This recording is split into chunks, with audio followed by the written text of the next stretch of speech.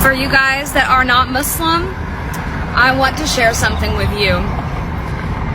This is a part of a Muslim's prayer that we say at least 17 times in a day. And it goes like this.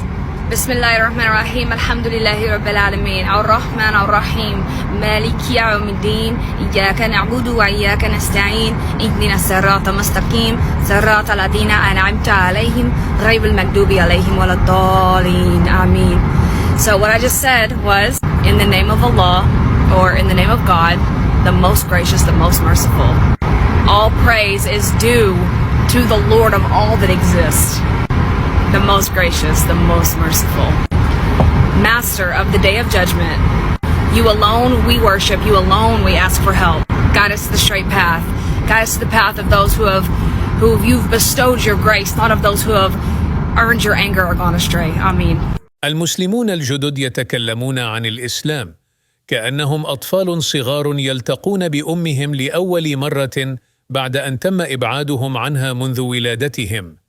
I read the entire Quran in one sitting as a white boy, Christian, and I was shocked because, and I can prove that I read the whole thing because you can see the video right there, but I was shocked because I thought it was going to be like really evil and about, I don't know, terrorism, and it was actually amazing. And the most peaceful thing I've, like, after finishing, I was just like, wow. I feel like I've had some questions answered about life. It literally says ward off evil with good. Where did this notion come from that people think Islam is very like evil and aggressive and angry? Maybe it's because the news. I think it's because the news. Everything is from the news is fake. The news is fake. We gotta stop watching the news. المعجزات في القرآن الكريم جعلتني أشعر بفرح شديد كوني مسلم. If you ask a Muslim, how do you know this Quran is from God? We just say, yeah, there's miracles in this book. There's no contradiction in it. There's no mistakes. And it was revealed 1,400 years ago. There's no contradictions, no mistakes, nothing wrong with it. It's a perfect book, perfect revelation. And that's how we know it's from God. Chapter 4, verse 82. Had this been from anyone other than God, you would have certainly found in it many inconsistencies. And of course, we find out inconsistencies, proving that it's from God. But now, when you ask a Christian that same question, how do we know this is from God? They say, they can't defend the book on itself.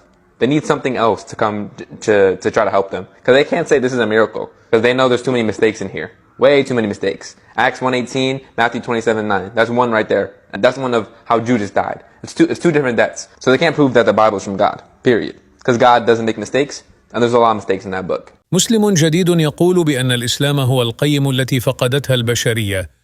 إنه التواضع والشجاعة والقوة. ¿Qué es para mí el Islam? Principalmente vengo de una familia cristiana. Para mí el Islam no solo es la paz.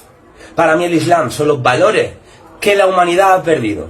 Es la humildad, es el valor, es el poder, es la auténtica sumisión a un solo Dios, no a los hombres, no a las figuras. Es encontrar el camino cuando todos están perdidos y saber que nunca estás solo. Es la esperanza, es la pasión, es la madurez, es la auténtica felicidad. Es todo lo que la humillación de la humanidad está viéndose hoy en día. Es lo distinto, es la puerta hacia el absoluto paraíso. El Islam para mí lo es todo, absolutamente todo.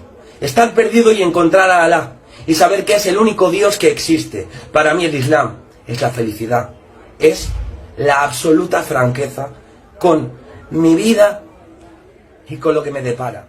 Estoy súper feliz. ما معنى الإسلام وكيف يكون مستقبلك مع الإسلام؟ Islam is frequently called a religion of peace. And the word Islam itself is interesting. It's related to the word salam, which from Arabic is the word for peace. And have you ever wondered how Muslims can go about their lives with this inner serenity, this inner peace, where they just don't seem to be too worried or worked up about things? Like so many Indonesians that I know, they're just really cool, level-headed people. And that struck me as so different from the people from my old country, Canada, where people like me and others were just riddled with anxiety. We had all these issues, like this angst was always boiling up inside. And what I realized is one of the main differences between a really religious person and a non-religious person is the future. It's really all about the future, if you think about it. As soon as I became Muslim, suddenly my whole mind was oriented towards a whole new kind of future, where I realized, well, all this stuff here, this isn't it. No, I mean, I'm living my life here, yeah, but this is not the be-all, end-all. Yeah. So we're working towards the akhirat, the next life, the life to come, the real life, not this one. I mean, in a way, I mean, if you're a Muslim, none of this stuff really matters anyway. So it takes a lot of the edge off and a lot of the pressure off your day-to-day affairs when you don't put so much stress on things, because you're working toward the